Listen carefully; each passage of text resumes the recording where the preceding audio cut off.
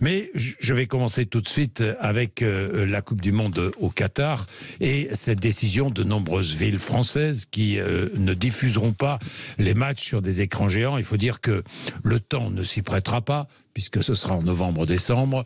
Et il faut dire aussi que les conditions d'organisation de cette Coupe du Monde ont rebuté de nombreux maires. Marie-Georges Buffet, bonjour. Bonjour. Merci d'être avec nous, ça me fait plaisir de vous retrouver, Marie-Georges Buffet. Ma question simple, d'abord, est-ce que vous regarderez cette Coupe du Monde de football ? Oui, certainement que je suivrai les matchs de l'équipe de France, parce que l'équipe s'est préparée, comme les autres équipes des autres nations, et je vais regarder du sport, des joueurs. Ça m'empêchera pas de dire... Vous ne la boycotterez pas, donc vous-même ? Non, ça ne m'empêchera pas de dire ce que j'ai à dire sur l'attribution de cette Coupe du Monde au Qatar et sur ce qui s'est passé et ce qui se passe au Qatar aujourd'hui. C'est bien d'appeler au boycott aujourd'hui. Je comprends la colère, je comprends l'émotion de très nombreuses personnes. Mais il y a 10 ans qu'on a... Oui, qu'on a attribué la Coupe du Monde au Qatar. La Coupe du Monde au Qatar. Et à ce moment-là, qu'ont dit les gouvernements, qu'ont dit les États par rapport à ce scandale d'attribution à un pays dont on savait qu'il n'avait pas les équipements, qu'il faudrait entièrement les construire, dont on savait qu'on ne pourrait pas tenir la Coupe du Monde à la période habituelle, qu'il faudrait la tenir à une période novembre-décembre à cause des températures, bien sûr, extrêmement élevées au Qatar, dont on connaissait le statut social des travailleurs, et on sait qu'il y a eu, on ne sait pas le chiffre exact, mais qu'il y a eu certainement énormément d'hommes qui ont péri dans la construction de ces stades.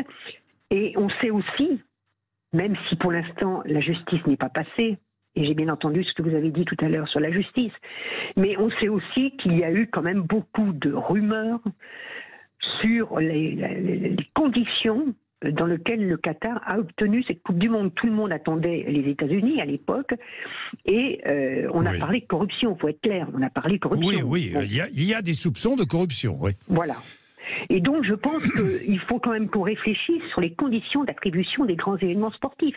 Moi, c'est ça qui me met surtout en colère. C'est-à-dire que là, on va appeler au boycott pour la Coupe du Monde, mais demain, peut-être qu'on attribuera de nouveau un grand événement sportif à un pays qui ne respecte pas les droits des êtres humains ou un pays qui a un régime totalitaire. Boycotter le mondial au Qatar, c'est hypocrite pour vous, Marie-Georges Buffet ? Non, hypocrite, je n'appellerai pas ce mot parce que je pense que beaucoup d'hommes et de femmes sont sincères dans leur colère, dans leur émotion face au déroulement de cette Coupe du Monde. Donc je ne vais pas les insulter, je respecte leur position. Mais je voudrais attirer leur attention sur le fait que je ne voudrais pas que ça se reproduise. Oui, mais je comprends. Et pour ça, on ne peut pas compter uniquement sur la bonne volonté du mouvement sportif international et des Oui, États mais Marie-Georges démocratiques. Buffet, à qui pourrait-on attribuer aujourd'hui une grande compétition sportive internationale ? Regardez, on a attribué les Jeux Olympiques à la Chine, les Jeux Olympiques d'hiver, on a attribué la dernière Coupe du Monde à la Russie, on a attribué la Coupe du Monde au Qatar. On pourrait pas, si je vous comprends bien, on ne pourrait plus aller au Brésil, on ne pourrait plus aller, je ne sais pas, dans tant de pays dans le monde. Non, mais écoutez, est-ce qu'on peut établir un certain nombre de critères pour que des événements sportifs internationaux se tiennent dans un pays ? Par exemple, le respect des droits des êtres humains. Par exemple, le fait que ce pays permet aux femmes d'avoir une activité sportive. Par exemple, je prends ces 2 exemples. Bon. Mais aussi les conditions économiques. Est-ce que le pays demandeur de cet événement est en capacité de réaliser les équipements sportifs à un moindre coût, dans le respect écologique et dans le respect surtout des droits des salariés qui vont réaliser ces équipements. C'est toute une série de questions. Moi, je ne pense pas que le mouvement sportif tout seul, aujourd'hui, peut régler ce problème, parce que de nombreux pays démocratiques hésitent à candidater pour ces grands événements sportifs, parce que l'opinion publique dans ces pays dit « mais ça va nous coûter cher alors qu'il y a les difficultés économiques, ceci et cela ». Et donc, en fait, qui candidate souvent ? Ce sont souvent des pays qui ont besoin du sport pour rayonner au plan international. Le sport devient un instrument de la géopolitique de ces pays. Vous avez cité la Chine, on parle du Qatar, on pourrait encore parler d'autres pays, où le sport devient une vitrine pour eux. Bien sûr. Mais alors, Marie-Georges Buffet, vous posez la question de l'avenir des grandes compétitions sportives universelles. Oui, alors c'est pour ça que moi je fais une proposition qui peut paraître utopique, mais qui ne l'est pas, puisqu'on a réussi à le faire dans la lutte antidopage. On a créé l'Agence mondiale de lutte contre le dopage, où il y a le mouvement sportif et il y a les gouvernements. Et cette agence, une fondation internationale indépendante, est financée par les deux parties. Est-ce qu'on ne peut pas créer une agence mondiale indépendante en charge de distribuer les grands événements sportifs de par le monde, et peut-être qu'on peut imaginer un cofinancement de ces grands événements sportifs, ce qui permettrait peut-être à des pays en voie de développement de pouvoir accueillir des événements sportifs d'importance, parce qu'il y aurait cette mise en commun, j'ai envie de dire, de la réalisation, de la préparation et de la réalisation de ces événements sportifs. Mais ça paraît indispensable. Marie-Georges Buffet, ministre de la Jeunesse et des Sports du gouvernement Lionel Jospin, on s'en souvient, ancienne secrétaire nationale du Parti communiste français, vous restez avec, grande amatrice de sport. Marie-Georges Buffet, vous restez avec nous. Baptiste et Claude sont déjà là pour réagir. Vous êtes très nombreux, 0826 300.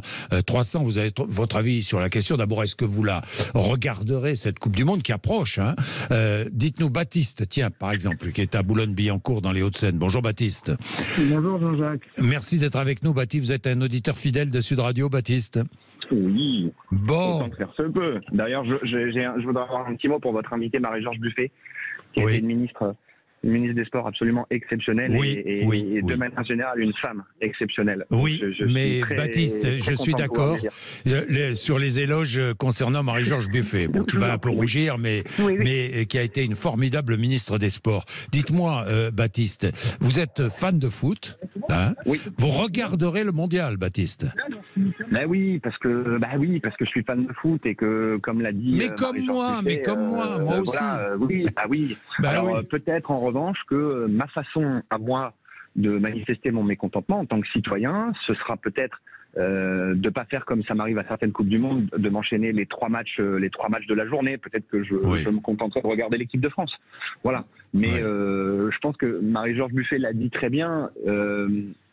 Il ne faut pas forcément boycotter cet événement, parce qu'il ne faudrait quand même pas oublier qu'on n'a pas découvert il y a 2 semaines qu'elle allait avoir lieu au Qatar, la Coupe du Monde. Et qu'elle avait raison aussi de s'interroger, même si je vais aller un peu plus loin qu'elle, parce que ça coûte moins cher pour moi, mais il faudra surtout s'interroger sur le rôle qu'ont joué des gens comme Michel Platini, comme Nicolas Sarkozy dans l'attribution de cette Coupe du Monde au Qatar. Mais la justice y travaille, hein, Baptiste. Et là, encore une fois, puisque je vais aborder le problème de la justice tout à l'heure entre 11h et midi, ça tombe bien, laissons la justice faire son travail. Bien sûr. Ne nous substituons pas à la justice, on le voit aujourd'hui. D'ailleurs, tiens, à ce propos, Marie-Georges Buffet, ça vous irrite quand, dans un parti politique, on voit des membres du parti qui se substituent à la justice? Et je crois qu'il faut faire en sorte que la parole des femmes soit libérée. Ça, c'est un combat que je mène depuis des décennies. Parce que trop souvent, la pression de la société, de la domination patriarcale, fait que des femmes victimes de violences psychologiques ou physiques n'osent pas dire. Et moi, je vois, en tant qu'élue, le nombre de femmes que j'ai dû accompagner pour qu'elles osent aller au commissariat, porter plainte et tout. Donc, il faut faire ce travail. Mais il faut, après, respecter le travail de la justice. Que la justice soit trop lente, c'est vrai, et donc il faut plus de moyens pour la justice.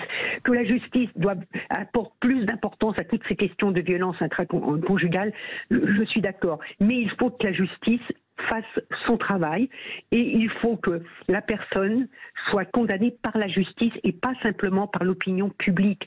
Attention, attention à ce qui pourrait relever après d'une sorte de justice des réseaux sociaux, si vous me permettez cette expression. Oui, je comprends. Mais dans le cas, par exemple, d'Adrien Quatennens, Marie-Georges Buffet, vous comprenez qu'il ne vienne pas à l'Assemblée ? Mais c'est son choix. Je pense que c'est son choix. Il s'impose, et je respecte cette décision, vraiment, un devoir de réserve. La justice est saisie. Pas encore. Pas encore. Si, Madame Quatennens a porté plainte. Elle a déposé plainte, mais la justice... elle a déposé plainte, donc j'espère que la justice va se saisir. Monsieur Quatennens a été convoqué déjà une fois au commissariat. J'espère que la justice va œuvrer, la police et la justice vont œuvrer rapidement. Et selon le rendu de la justice, après, Monsieur Quatennens aura décidé de son avenir. Et en ce qui concerne Monsieur Bayou, Julien Bayou? Écoutez, là, pour l'instant, il n'y a pas de plainte. Oui, oui. Donc, M. Bayrou a eu, je pense, raison de se retirer aussi. Il a pris une décision, lui qui a pris cette décision. Après, attendons de voir ce qui se passe, mais j'encourage encore une fois toutes les femmes victimes de violences à parler et à s'adresser aux associations, aux élus, pour qu'elles puissent être accompagnées dans leur démarche, parce que c'est très difficile pour elles. Bien, Marie-Georges Buffet, je vais faire une petite pause, et on va finir avec le sport, avec Claude, par exemple, qui nous a... À moins que Baptiste ait quelque chose de plus à ajouter. Baptiste. Non, mais enfin, j'ai pas grand-chose de plus à ajouter, si ce n'est qu'il faut effectivement s'interroger sur les méthodes d'attribution de ces grands événements sportifs. Donc je trouve que la proposition utopique de Marie-Georges Buffet n'est pas si utopique que ça. Non, elle n'est pas si utopique que ça. Merci Baptiste. Nous allons prendre Marie-Georges Buffet, Claude dans un instant, mais on va faire une page de pub très vite. Et Claude, qui est infirmier, qui lui trouve que ce mondial est un scandale. Et il est dans les Hautes-Pyrénées. À tout de suite. Merci d'être avec nous. De nombreuses villes françaises, Marseille, Bordeaux, Nancy, Reims, Strasbourg et maintenant Paris, et d'autres, beaucoup d'autres, n'installeront pas de fan zone ni d'écran géant dans l'espace public pour diffuser les rencontres de la Coupe du Monde de football au Qatar, qui aura lieu du 20 novembre au 18 décembre. Je rappelle les dates, du 20 novembre au 18 décembre. Marie-Georges Buffet est avec nous. Marie-Georges Buffet regardera les matchs de l'équipe de France. Claude est à Puy-d'Arieux, dans les Hautes-Pyrénées. Bonjour Claude. Oui, bonjour. Bonjour à tous. Bonjour.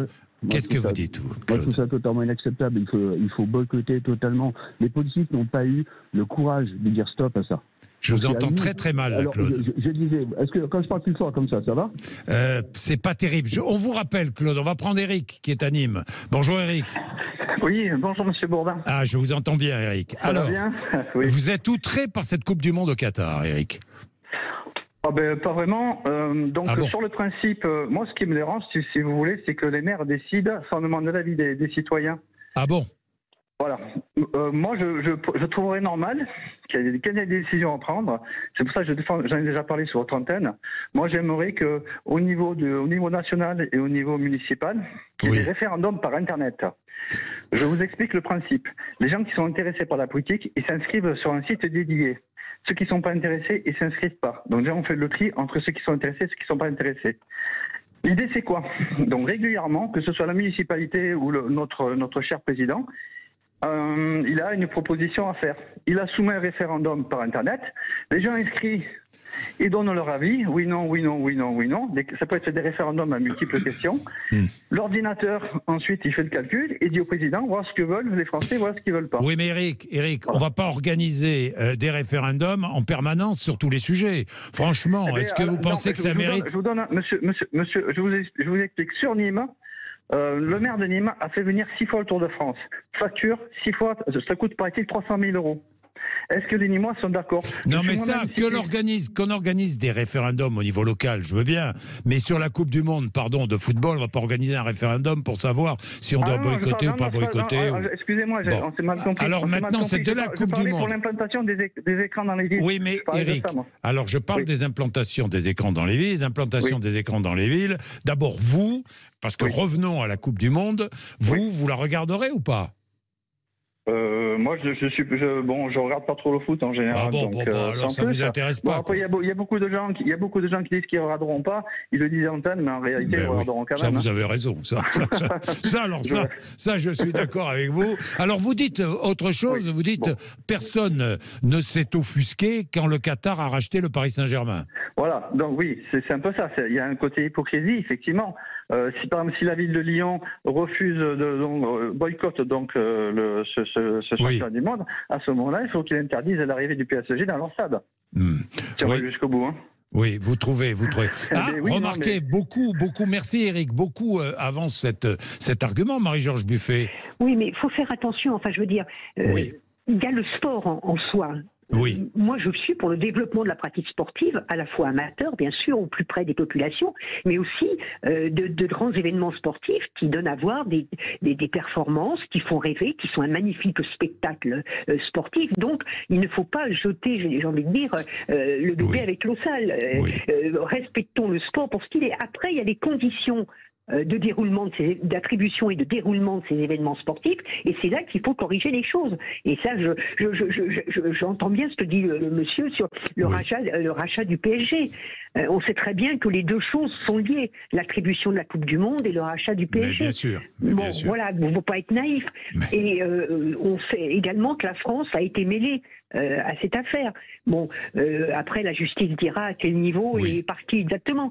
Bon, mais après sur les grands écrans, si les mairies estiment que c'est un coût au niveau écologique, parce que on va être dans une période hivernale quasiment, bon, ça peut s'entendre.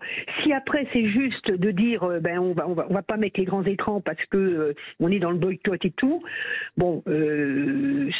Pensons aussi à ces jeunes, à ces moins jeunes qui auraient peut-être pu aussi partager des émotions ensemble devant. Oui, vous regrettez que des diffusions ne soient pas organisées dans certaines villes. Pour des raisons de coût et des raisons écologiques, je comprends.